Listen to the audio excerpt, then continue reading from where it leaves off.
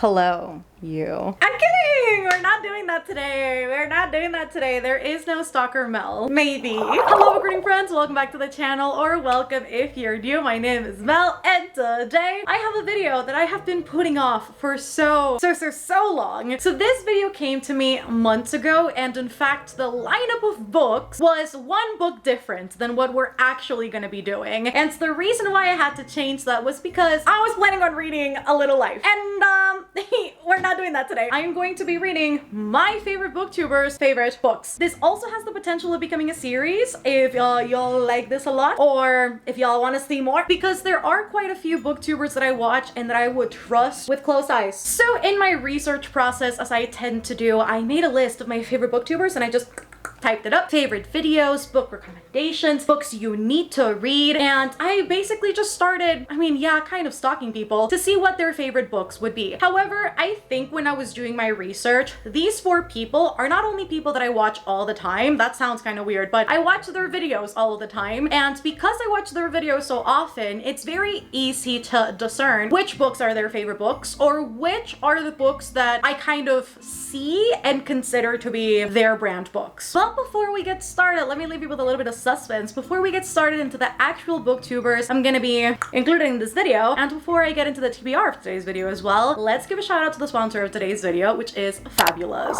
If you guys are not familiar with Fabulous, it is the #1 self-care app to help you build better habits and achieve your goals. I know, much like me, a lot of you will be able to relate to finding it difficult to commit to habit routines, maybe following routines, or even feeling stressed and anxious, and that becoming a barrier toward fully chasing your own personal self-care goals. And that's where Fabulous comes in. Not only will it help you create a long-lasting change in your daily routine, but it'll break down and provide useful, scientifically proven habits that'll make everything more manageable for you on a daily basis. You'll be able to choose from a habit tracking or a dedicated program approach, meaning that you'll be able to pick from 100 or so recommended habits / create your own, or even choose a behavior change program designed specifically to help you achieve your well-being goals. I will say though, the dedicated program approach is especially cool. In my experience, this one will help you better navigate your own personal journey, because you'll receive inspiring and motivating lessons, which are the most important to me personally. And the app will also send those trusty daily nudges so that you don't forget to stay on track. I'm currently on the foundation part of my own personalized journey, where I'm able to introduce new habits like drinking more water, meditating, and exercising slowly into my routine so it's easier to stick to them. Small changes like these seem a bit more manageable for me in my busy lifestyle, so I have no excuses to not follow through. You can even complement your experience with support circles, online coaching sessions, and Make Me Fabulous, a library full of exercises that will help you make your experience even better. So if you do want to sign up and try Fabulous, I will be leaving my link at the top of the description. They were incredibly kind, and the first 100 people to click the link will get 25% off their subscription. Alright, so let's talk about it. Who are we going to be analyzing in this video? Hello. And so in this trusty lineup, we have the following people: Hannah from A Clockwork Reader, Elias from Elias Reads, Olivia, Miss Liv from Olivia Reads a Latte, and my dear old hubby, Gav from How to Train Your Gavin. Once more, when looking at their channels and when looking at their Instagrams or just perusing in their content, it was really easy to figure out which books were their ideal brand books. And today, I'm gonna read them. For Mr. Gav, there is one specific book that I think all of us associate with him. He has a whole shrine on his bookshelf, and that is Frostheart by Jamie Littler. Littler? Yes. For Miss Liv, I have got Singlehandedly, her brand book, okay? If it's not The Starless Sea, it's this. I actually started this book last year, also because of her, and I never finished it. That is The Southern Book Club's Guide to Slaying Vampires by Grady Hendrix. For Elias, dear Elias, it was because of him that I was actually gonna read A Little Life, and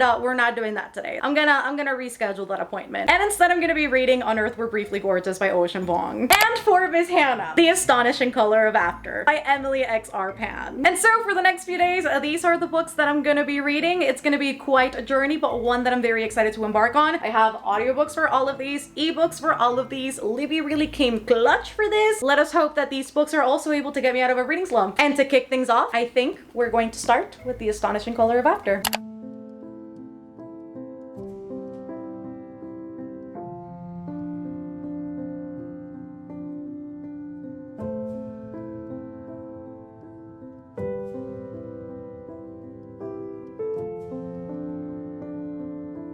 Hello friends, so I have hopped out of the shower and I have started The Astonishing Color of After, and listen, I have been feeling slumpy for the better part of April. Today is the 16th and every day that I pick up a book, I'm just like, I don't want to do this. I hate every second of this, and I've been finishing things just because they're like mandatory reads, but not really because I've been craving to read those. And this is the one video that I've been looking forward to for so freaking long, and the minute this lump started, I was like, universe be damned, not when I want to carry out this video, and I'm actually excited about these books. And I picked this up today on a whim because I was like, what do I start? Do I start a middle grade? I was just like random generating things on Goodreads because it just, nothing was clicking, and I was like, might as well just start this video today. And my dude, my guys, my friends, I am loving this. Let me just set you guys on the couch real quick. Okay, you are literally in a dangerous position right now. You are propped in 3 pillows, and I don't like this. We follow Lee, and she is a young girl. She is 15 going on 16, and her mother has unfortunately passed away. Trigger warning for suicide there. It's a big part of how this book plays out. It deals a lot with mental health, with depression and suicide so far, and I was not expecting that. Like, I just kind of jumped into this pretty blindly. And so we follow her after her mother's death and how her mother, according to her, manifests herself as a bird. And she is determined to get to the bottom of it so far. That is what has happened. And she has also flown out to Taipei to meet her grandparents from her mom's side for the very first time. And I can just tell that this story is going to gut me. It's also quite funny because I'm wearing Hannah's necklace right now. Hello. But I just know this is going to absolutely gut me in ways that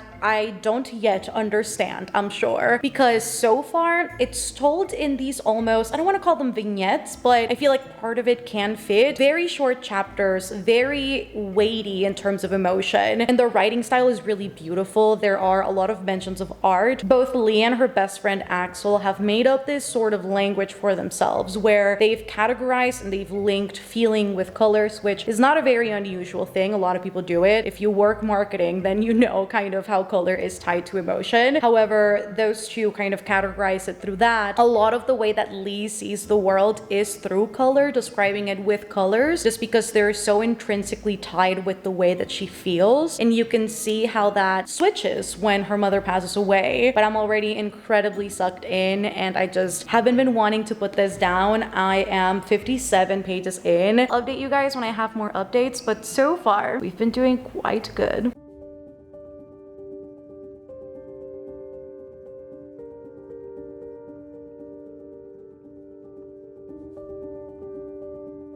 Hi friends, hello. It is 11 p.m. It's pretty late, but I have made quite a bit of progress with The Astonishing Color of After. I have actually reached, I think, almost 50%. I am on page 209. And so at this point where I am with this book, I am just in awe, honestly. And I think one of the most beautiful things about this book is the familial dynamics in here. I think when you look at the story and the arc as a whole, you truly get an exploration of not only grief, but also how depression manifests itself for people and how the people around that particular person observes from the outside and gets to perceive these things happening. I think the reason why this is extra heartbreaking is because Lee, when she was seeing all of these things happening to her mom, she was so young and she didn't really have a big enough comprehension about what was happening. I think because her parents were protecting her a lot during this time, she was so out of the loop, and she was also just really confused as to what was happening. And now as this is all happening, and as she gets convinced really by the things happening around her that her mom is indeed a bird, and there are almost these magical realism situations manifesting themselves into her life, she gets to see these situations and these memories from her past play out with a little bit more clarity, with a little bit more of understanding than when she was younger. And I think that's what's making this so sad but so beautiful at the same time, that you truly get to see almost this stream of consciousness in a way of a family member that has just lost somebody very close to them, and them wondering time and time again if they ever did anything wrong, if they were there in the wrong ways, if they could have showed up better for the person, if they could have done done something more for said individual, and if there seems to be this tone of almost regret for not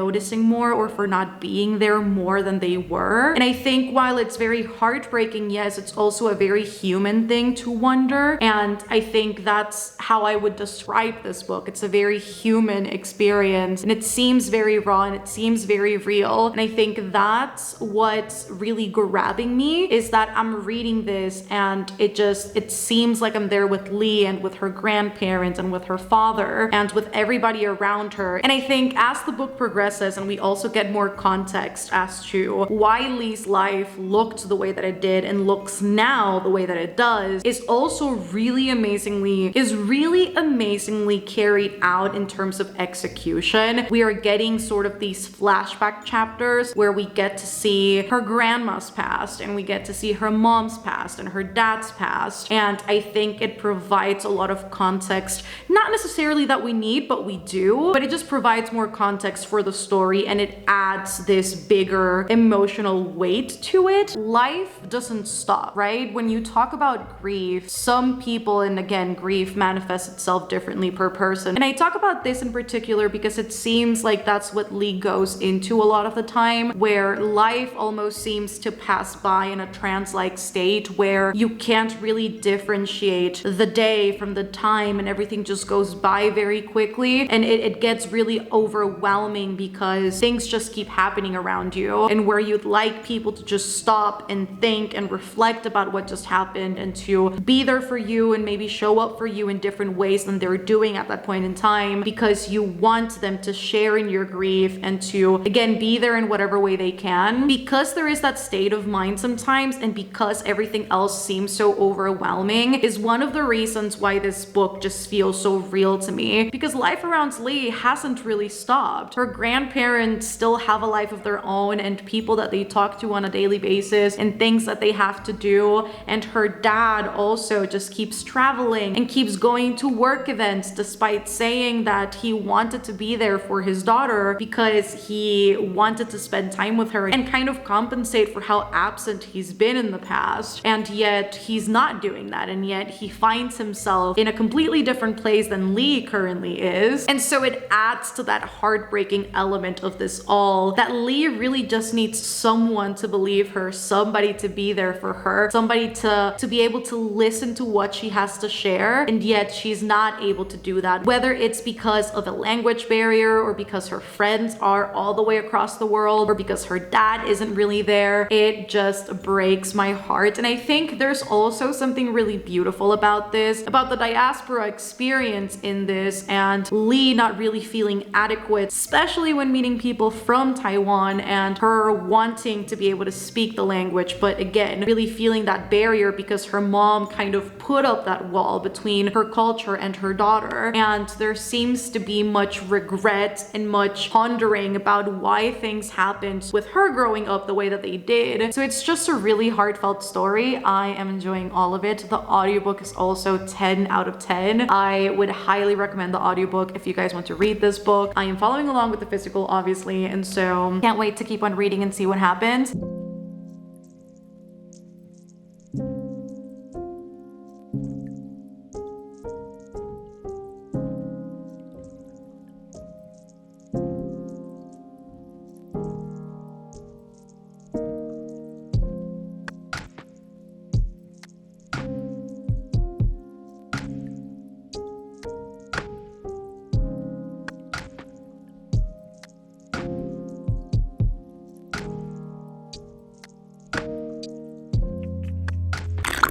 Finished it. The end of the audiobook, like the very end, the author's note, it just hit all kinds of different. And I really love what she said at the end, because I think it encompasses a lot of what this book is about. And it's the stigma surrounding mental health, depression, and suicide, and how oftentimes people think that speaking about it will only trigger it, that speaking about it will only make it solidify within the mind of the person that's going through this particular situation. But actually, in a lot of cases, it might actually be what ends up saving the person, because talking about it gives some people the healthy outlet in order to convey what they're feeling a little bit better and to know that they're being supported by the people around them. And I think that at the end is the beauty of the book. And I also love the reinforcement of, I didn't want this book to become about exactly what had caused Lee's mom to feel this way or to do the things that she did, because ultimately depression and suicide manifest themselves differently for everybody. And it's not necessarily that something triggers it, it's just that sometimes people go through this experience and there is no way to identify exactly what has caused it. And I think also the beautiful distinction that this book makes between what is traditionally believed depression and suicidal thoughts to look like, the person who dresses all in black and who listens to sad music, what is conventionally believed to be a quote-unquote emo individual, is not necessarily what depression looks like. It can be the person right next to you who is smiling and laughing and seemingly having the best time of their life, a person who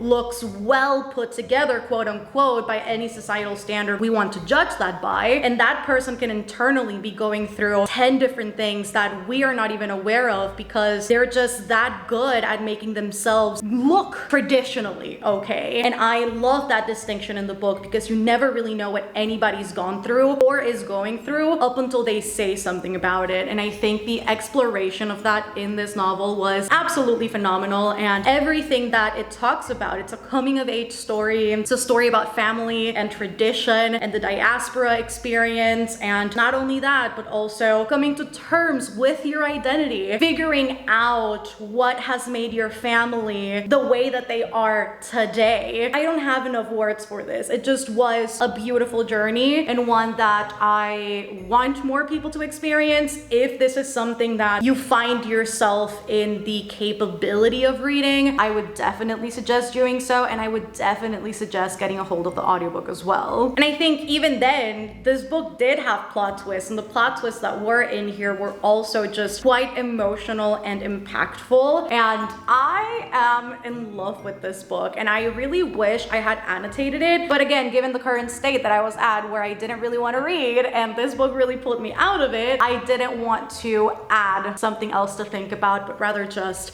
wanted to enjoy the book for what it was, and that was exactly what I got. So I ended up rating this 5 stars. Honestly, I knew when I reached like that 44% mark when I updated you guys yesterday, it was clear in my head. I was like, if this book is not a 5-star, I will be immensely surprised, and I wasn't surprised. Like, it was a 5-star. Miss Hannah was right. Miss Hannah is totally right, and I'm glad that I read this because I think out of every book that she recommends, I think this is the one that I've seen come up the most and just very consistently in all of her recommendation videos, and so this is pretty high up there. We'll see what the final ranking looks like, but I definitely think this is a very solid, incredible 5-star. So now I was torn on what to start. I wanted another short book because they're coming over to fix the AC, which has been leaking, and you can see right there, it's been tearing the wallpaper, which is not nor fresh. It's not giving any live, love, love vibes, and so an audiobook to listen to while they get that done. I put it up for my patrons to vote because I couldn't make up my mind, and by just one vote, just one vote, On Earth We're Briefly Gorgeous has won, and so now it's time to dive into Elias's favorite book, or one of his favorite books. Let's go.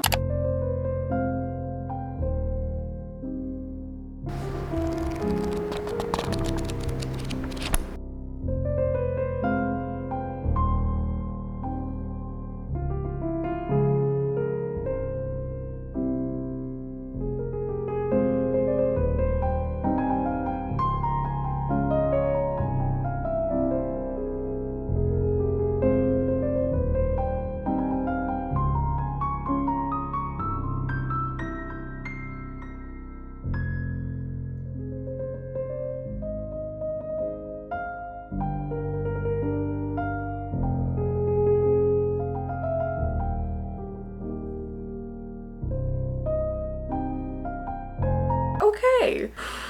I think every time I'll think about this book from now on, I will sob. Like, I will cry. Ocean's writing. I don't even know how to talk about this book in a coherent way right now because all I can think about are the passages of this book, and I think there is no justice to this book without directly quoting what is in here because the writing, let me just backtrack. So I talked about this in the BookTok books that I really want to read soon, and we particularly follow Little Dog as he writes this letter addressed to his mom, who is a Vietnamese, and essentially this long letter or this collection of letters is essentially what opens this door for Little Dog to express himself and open himself up to his mother in ways that he never really has before. It's a way to explore generational trauma. It's a way to explore immigrant experience. It's a way to explore PTSD, his trauma, his sexuality, and just life in general and their lived experiences as a family. And the only thing here is that he's writing these letters to his mom, fully knowing that his mom is not going to be able to read these letters because she is not capable of reading. The way that this is written, there almost seems to be this passiveness and almost calmness to his writing where you kind of let yourself go within the lyrical, within the purple prose, the almost poetic nature to this, while there's also moments where it seems so final and it seems so chaotic and so frantic, and words are just so powerful in the way that they're structured in this book because, again, while there's very passive moments, there's moments that are just cut through you emotionally, and I think it just shows the power of words in general. And I think Ocean Vuong really is a master of his craft because you can tell he understands words and he knows how to weave them together in a way that will really just impact the reader emotionally. And I didn't even annotate this book because I was just out of it for most of it. I was literally crying. I started crying on page 10. It was emotional right off the bat. And so I just dog-eared pages. That's just what seemed easiest at the time. But let me just read you guys a few of the passages that really just stuck with me as I kept reading. The time while pruning a basket of green beans over the sink, you said out of nowhere, "I'm not a monster, I'm a mother." What do we mean when we say survivor? Maybe a survivor is the last one to come home, the final monarch that lands on a branch already weighted with ghosts. I read that parents suffering from PTSD are more likely to hit their children. Perhaps there is a monstrous origin to it after all. Perhaps to lay hands on your child is to prepare him for war. To say possessing a heartbeat is never as simple as the heart's task of saying yes, yes, yes to the body. I don't know. It was beauty I learned that we risked ourselves for. Such tiny moments too that I feel for some reason just kept going in circles in my head. Ma, I don't know if you've made it this far in this letter or if you've made it here at all. You always tell me it's too late for you to read with your poor liver, your exhausted bones, that after everything you've been through you'd just like to rest now. That reading is a privilege you made possible for me with what you lost. I know you believe in reincarnation. I don't know if I do, but I hope it's real, because then maybe you'll come back here next time around. Maybe you'll be a girl and maybe your name will be Rose again. Maybe you'll have a room full of books with parents who will read you bedtime stories in a country not touched by war. Maybe then, in that life and in this future, you'll find this book and you'll know what happened to us and you'll remember me. Maybe. I run thinking I will outpace it all. My will to change being stronger than my fear of living. My chest wet and leaf raked, the day smoldering up at its edges. I push through so fast I feel like I finally broken out of my body, left it behind. But when I turn around to see the panting boy, to forgive him at last for trying and failing to be good, there's no one there. Only the full elms windless at the field's edge. Then, for no reason, I keep going. When does war end? When can I say your name and have it mean only your name and not what you left behind? And I think in ways this book too, for the reader, depending on what your life experiences are, I think it's also a very cathartic moment. I found myself reading about certain aspects that I also had to live through in my childhood, and reading those just kind of made me come to terms with them and kind of acknowledge them in a way that I hadn't done in the past. And I found reading about Little Dog and his introspection and what he wrote to his mother, and they were almost in ways things that I wish I'd had voiced to my mother at some point when they needed to be voiced, when those conversations needed to happen. And I found myself almost releasing pain pain that I didn't even know I was holding on to. And I think this book just has ways of bringing up feelings that you didn't even know you were internalizing in ways, which I think is really beautiful. And I just feel like the best word I can use to describe this book is eloquent. It is so well put together and so eloquent and so nuanced in the topics that it talks about. And I just kind of want everybody to experience this. And I also feel like emotionally I need to like put myself back together so that I can properly talk about this. But I just really wanted to bring you guys this little moment right here because I'm just like, I'm all torn up. It's a 5-star. It's a 5-star book. So far we have 2 5-star books and I don't know what to do with this, but we're here.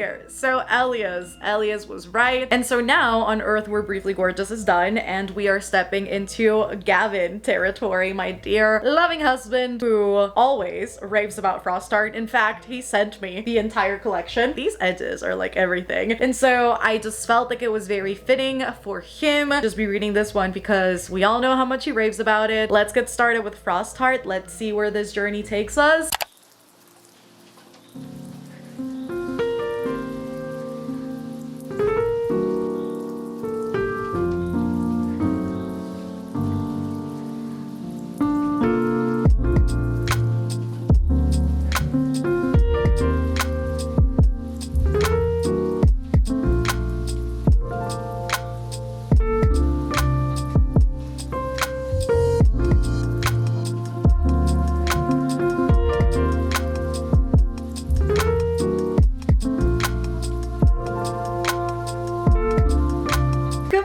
Friends, hello. So it is currently 10 a.m. and I've been reading ever since I woke up. Hi. And I have been reading Frostheart and the best thing just happened. Today is his 3rd booktube anniversary and I'm reading his favorite book. So, oh my God, the dogs are fighting. So yeah, today is his 3rd booktube anniversary, so it just feels very fitting that I'm reading his favorite book or one of his favorite books today. It just, oh my God, not Siri turning on. I'm not talking to you, girly. Anyways, I absolutely love this. Like I feel like I'm screaming. Let me take the AirPod off. I am loving this so much. The audiobook is also so good. Whoever the narrator is, I'll double check in a second, just is doing a great job at bringing this story to life. And obviously, listening to that paired with the physical and just being able to see the illustration, it just enhances the experience so much. It's like, I don't even know how to explain it, but between the audiobook and the illustrations, it's just out of this world. So in the story, we follow Ash, who lives in the coldest part of the Snow Sea. And Ash has been waiting for years for his parents to return, and it's been quite a mystery as to why they haven't yet. And so Ash, in all of his glory, displays a little bit of exceptional power, a power that has been said to be somewhat extinct in this world. And he is actually quite good at it. He is quite powerful with that particular skill. And he figures out that this might be more intrinsically connected to the reason why his parents haven't necessarily come back, and that there just may be a hidden message within his song, within his ability, that will lead him to find his parents. And so because of that, he embarks on this journey with the Frostheart, which is a voyage ship, and that will again potentially lead him to finding out what happened to his parents, finding them once and for all. And this is so freaking wholesome. Like, I always forget how much I love middle grade up until I'm reading a middle grade. And I think this is just so immersive as a reading experience. You have a song element to this, and it just seems so almost profound and heartfelt in the way that it is displayed in the story. And the fact that it's very much set in winter. You have sort of this, I don't know if I'd call him animal companion. He's a Yeti. Does that count as an animal companion? But we have Tobu, who's a Yeti, and he is one of Ash's protectors, guardians. And they've got a really interesting relationship where Ash is always kind of reaffirming he is not necessarily the greatest of people, animals, things, but he is there when he needs to be, and he protects me and he watches over me in whatever way he is capable of. Did the light just go out in my house? The light totally, the power power just totally went off in my house. Hi. And so that is also making this quite an amazing experience. I find anytime there's any sort of companion in a story, it just makes it so much more engaging. It just came back. Hello. And I can't wait to see what Tobu's gonna think because he's not aware what Ash is doing. He's like so out of the loop, it's like crazy. But it's super cute so far. I just read part 1, so I'm 130 pages into this. And I can't wait to see, like, is he gonna find his parents? Where are they? Is the Frostheart crew gonna be any help towards him achieving his quest, his mission? I don't know, but I'm excited to find out. So, too many noises. But yes, I'm super excited to find that out, and I'm just super excited to see Ash come to terms with his ability and who he is. I think he said something really beautiful, which I think is like really common in middle grade when they are going on some sort of quest, where he said, I want to find my parents, but most of all, I also want to find myself and who I am and what I'm to do with these powers, because I just don't seem to grasp any of that right now. And I think Ash is going to go on an amazing adventure that I'm super excited to witness. And I'm excited just to see the growth, see what he discovers, what happens. So I'm gonna go ahead and keep on reading.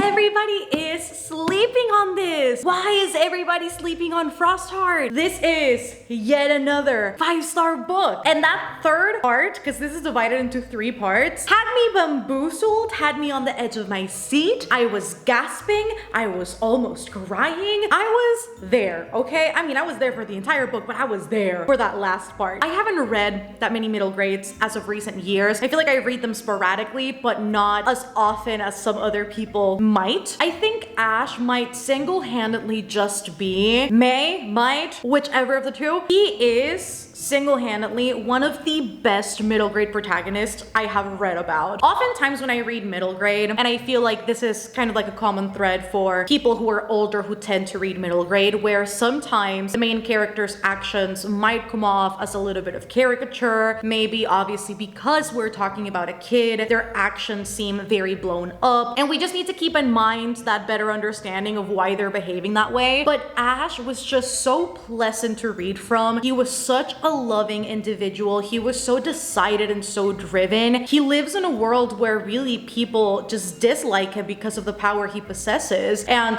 they do so not only because, I mean, probably bitches are jealous, but also definitely because it's such a big power to possess and they're just intimidated. But him holding that knowledge and him still wanting to embark on this journey of figuring out what those powers mean and how he can better handle them and how that will lead him to his parents because of the clue they've left behind. It is just so refreshing, and his dynamic with everybody around him was also so good. With Tobu, who they're almost like reluctantly comfortable with each other, but you can tell that there's this sort of reluctance for them to get along because Tobu, I mean, he's reluctantly taken on Ash as a guardie, as the person to guard. And so the way that the relationship evolves and just how everybody as a character grows as the story goes on is so beautiful. And just again, so I think the word I keep using whenever I think about this book is it's just refreshing, and it's so original too, the concept. And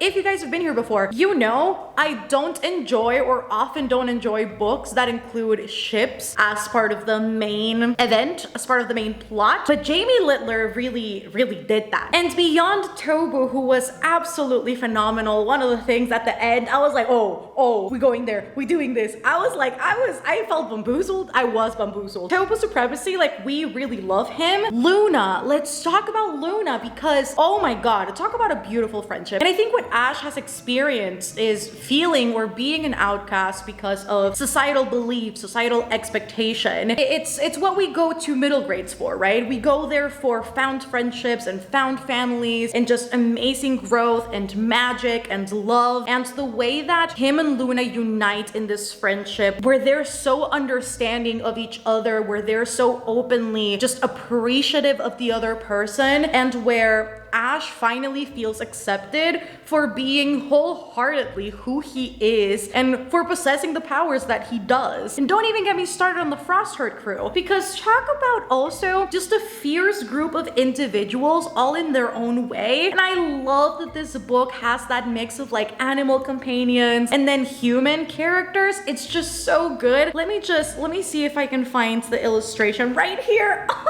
of when Captain Nook meets Tobu. Literally look at them. The illustrations for this are just phenomenal. I would definitely suggest, if you're planning on reading Frostheart, get yourself a physical, but also if you can, get yourself the audiobook, because the audiobook for this, I literally got books 2 and 3, which I mean I already own physically, but I want to experience this in audio because it's so good. The narrator, Joshua McGuire, I see you. Anyways, the crew was also so phenomenal and so fierce and so loyal and so loving, and it just gives you that sense of found family, and the way that they're so fiercely protective of each other. They have my heart. And I think what shines so bright with this one is that Jamie Littler really nailed down a different voice for each character. And obviously I was listening to the audiobook, but as I was even reading physically because I was following along, it was super easy to differentiate who was talking, who was in the scene, and how that sets the tone of the scene is just phenomenal. And even the world building, middle grade authors just really be out here building the most original worlds and magic systems, and I absolutely love it. I have yet to see anything like this, and just the magic and whimsical aspect of this as well. I cannot say enough good things about Frostheart, to be quite honest. Even the pacing, I have encountered in several middle grades where the pacing is kind of off, and there reaches a point where it's no longer as interesting as it was at the start, but this just remained engaging and interesting the whole way through. This is so good. Like, I've been sleeping on this for so long, and the end of this book,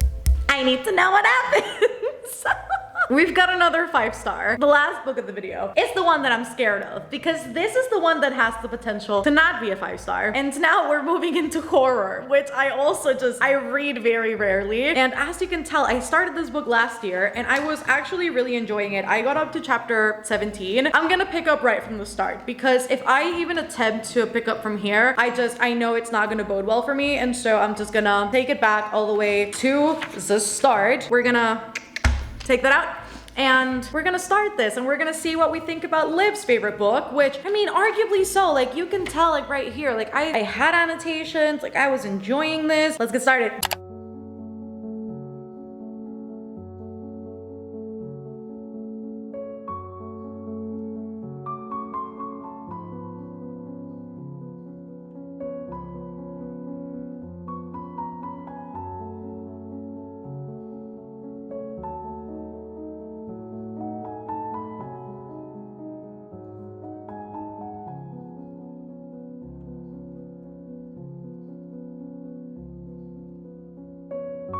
Hi, I have been reading. Hi. It's literally 2 a.m. in the morning. Like, I'm not even joking. It's 1:58. Hi. And I've been listening to the audiobook of Southern Book Club's Guide, and I've been following along. And let me just tell you, the narrator has got me hooked. I'm hooked, I'm paying attention. And I don't know if it's just like I was excited to listen to this book, or the fact that I've got like absolutely no distractions at this time of day. Like, it's super quiet, that I'm just like sitting down here and my mind has not strayed once. And I've been sitting here for like, how long? 2 hours listening to this, and I have not opened my phone. I have not looked at social media. I've just been reading. So I got to page 122, which is a chapter 12. This is the start of a new part. So this is July 1993, The Stranger Beside Me. And this book, let's just do this, because this book has got me. This, as opposed to other Grady Hendrix books that I've read in the past, because I've read My Best Friend's Exorcism, and then I've also read, what's the other one called? The Final Girl Support Group. This though, like, this is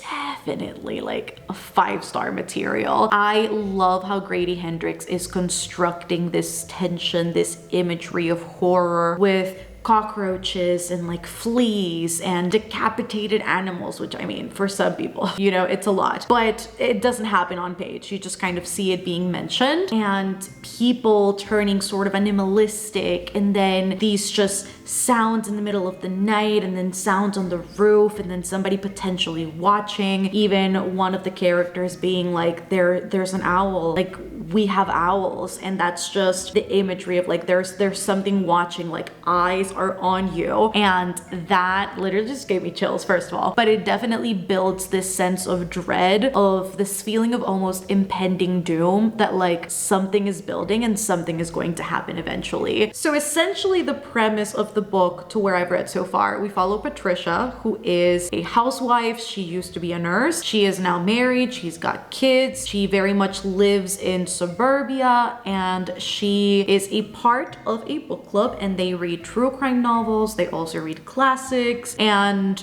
this is something that she does to pass the time, but to also educate herself in ways that she maybe hasn't gotten the opportunity to do before. And one day she meets her new neighbor, which is the nephew of her neighbor, essentially. And his name is James, and he's weird. He's wearing sunglasses all the time. He doesn't step into the sun. He is aggressive most of the time, and when he is not aggressive, you can definitely tell that he's using some sort of manipulation tactic in order to befriend Patricia, in order to appeal to her emotion. And it's very much giving gaslight. It's very much giving emotional manipulation, and it is wild how he is mostly just observing how she responds to things, or how she talks, or the things that she says that she likes, and he just reciprocates. And I think in Patricia's case, I think the reason why it's so easy for her to relate to those things is because I genuinely do think I love that I really do talk about characters as if they're real people, but she really is taken for granted in daily life, whether it's her kids, whether it's her husband. People are always undermining her, what she likes, what she does. It's like nothing she does is ever good enough, almost, where her daughter even put her down for being in a book club, and she's like, she doesn't even read them. Like, she just watches the movie, and like she doesn't even read. And even with Carter, her husband, you can tell that he often disregards what she is saying or what she wants to do or her opinion, because he is the man of the house, and therefore everything he says goes. And it's very much giving 1900s vibes. It's very much giving social commentary on societal construct and the patriarchy. Hello. And I think that's why it's so easy for her to lean towards James, because he is one of the few people that are not putting her down for what she likes or for what she does. And it makes her feel helpful when she can help him. It makes her feel appreciated, and it's all just, again, a manipulation tactic. And I wonder how much he is actually observing her on a daily basis for him to know that that's going to work on her. But again, I feel like it's also a very targeted move to go after a woman who fits this particular archetype that seems to be his MO. I wouldn't be surprised. Even with Carter, and I feel like Carter is one of those characters that even though he's not on page very often, when he is, I'm just like, can we punch him? Like, go at it. And I feel like he very much fits the phrase men suck.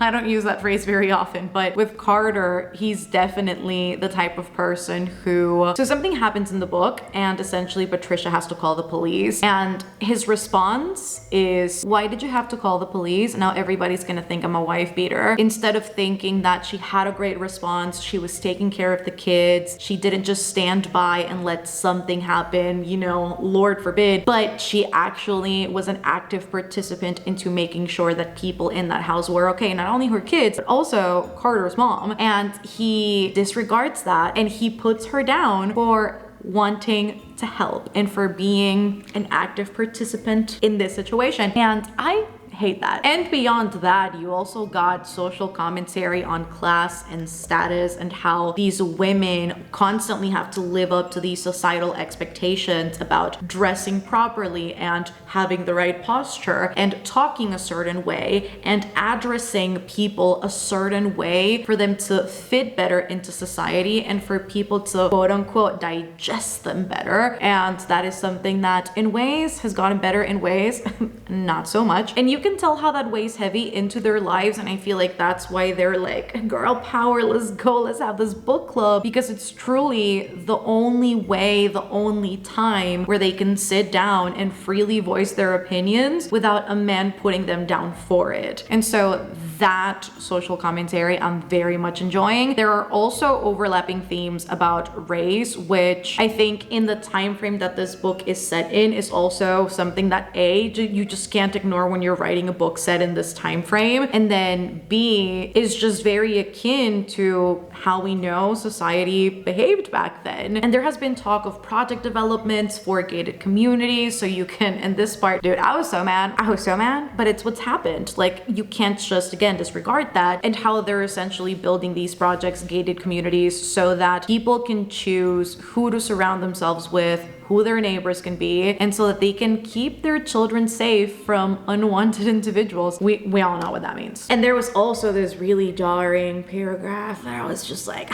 not this, and how they have tried to shift the blame onto Black people. And look, it's disgusting, but it's been known to happen before. And so I think what Grady Hendrix has managed to do here, in my opinion, is build a story that feels very realistic to the time frame that it's set in, and I'm quite enjoying it. Although there are a lot of maddening things, because some things are just not pleasant to read about, but it's reality. I think the book overall is like structurally done really well. And I also love the author's note at the beginning and how basically he modeled this book after his mom, seeing his mom being in a book club and essentially wanting to pit Dracula against his mom. And I love that. I love that that's the inspiration that he took for this, because it's working for me. Clearly, I'm having a great time with this. I am going to go to bed though, because I need to be up early, and it's literally 2:10 a.m. How about that? I'll see you guys tomorrow. Yes.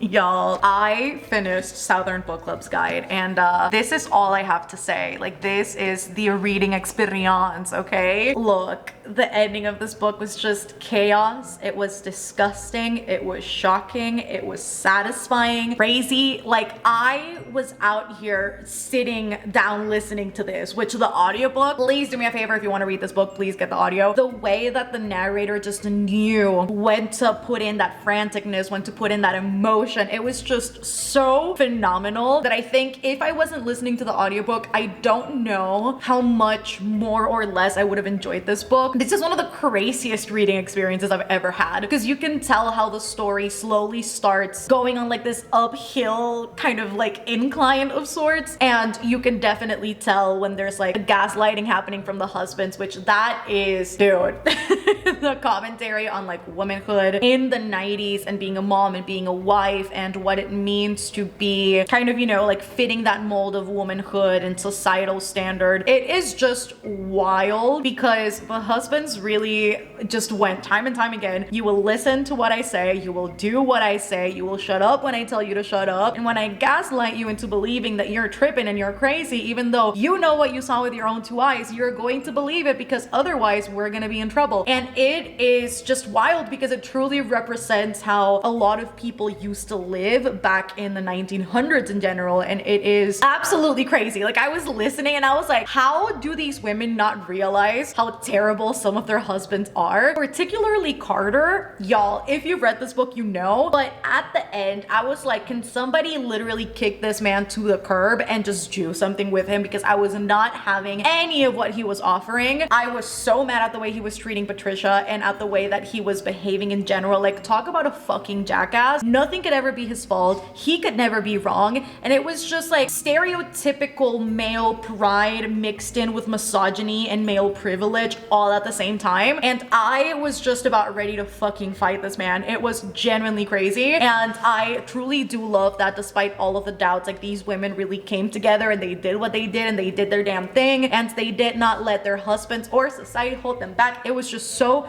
freaking good. The societal commentary in this about things like race and privilege and again, womanhood and motherhood were all just so interesting in the way that they were executed. And even down to the vampire of the book, James, he was such an interesting one. And I really did like a lot how Grady Hendrix kept bringing in elements of the classic vampire lore that we know, but he also did his own thing with it and he made it wicked and he made it disgusting and he made it gory and he made it just an all-around disturbing experience. And I love that what he said at the author's note in the beginning just remained true throughout the entirety of the story. I wanted to pit my mom against Dracula, and as you will be able to see, it's not a fair fight. It's not an easy fight. And he just executed that so well because the way that James just kept weaseling, yes, weaving his way into these women's life and pitting their husbands against them and befriending their kids and making their kids side with him and then gaslighting them. It was just so wickedly calculated. It was just wild to read, but the book was like so good and my prediction was right. Every book in this video was a 5-star and I don't know what to do about it. I don't know what to do with that information because I don't know what my final ranking is going to be. But let me grab the other 3 books and let's give a little rundown as to what has happened in this video and what I personally think the final ranking would look like because every book was a 5-star and I don't know what to do. Oh my god. Okay, let's see. Each of these is like so good for like their own reasons, but like oh my god. I think this is going to be my final ranking, you guys. It is crazy to think about how well this video went. And I think it's also just crazy because at the start of this, I was in a massive reading slump. Like I could not read a single thing and like actually enjoy it. And so I've been pushing this video back time and time again because I was just scared of carrying out a video like this when I was in a reading slump. But this went amazingly and I think this is going to be my final ranking. Maybe I'm still riding the high of Southern Book Club's guide. I think this craziness kind of speaks for itself, but honestly I think I'm gonna put Southern Book Club's guide at the top, then I'm going to put On Earth We're Briefly Gorgeous, then I'm gonna put Frostheart, and then I'm going to put An Astonishing Color of After. And it feels kind of unfair to rank these because I obviously rated all of these 5 stars, but that's what I tend to do in video projects, so it just would feel wrong if I didn't rank these. But honestly, like these are interchangeable with how good everything was. Like they're massively interchangeable. And there we have it, friends. That is the end of this video project. That is the end of me reading some of my favorite booktubers' favorite books. I think this went amazingly. It has put me in a massive reading mood, which that's exactly what I needed. And so this single-handedly pulled me out of a reading slump. I hope that you guys enjoyed this video. If you did, don't forget to give it a massive thumbs up down below and comment down below. Have you read any of these books? Have you enjoyed them? What did you think about them? Let a girl know all of that down in the comment section. And if you reached the end of this video, let's leave some fall leaves down in the comments if you've reached the very end because I can't tell what these are, or just leave any orange emoji. Really, I feel like any of the 2 would really qualify for this. And don't forget to subscribe down below if you haven't done so already. I am constantly uploading videos that I'm sure you do not want to miss. And if you want to support the channel further, I do have a Patreon. We call ourselves a Citadel, and that is always linked down below alongside all of my social medias, so you can find all of those down in the description. Once more, thank you so much to Fabulous for sponsoring today's video. Don't forget that if you do want to sign up, I will be leaving my link at the top of the description, and the first 100 people to click that link will get 25% off their subscription. I love you guys so much, and I shall see you on the next one. Bye, guys.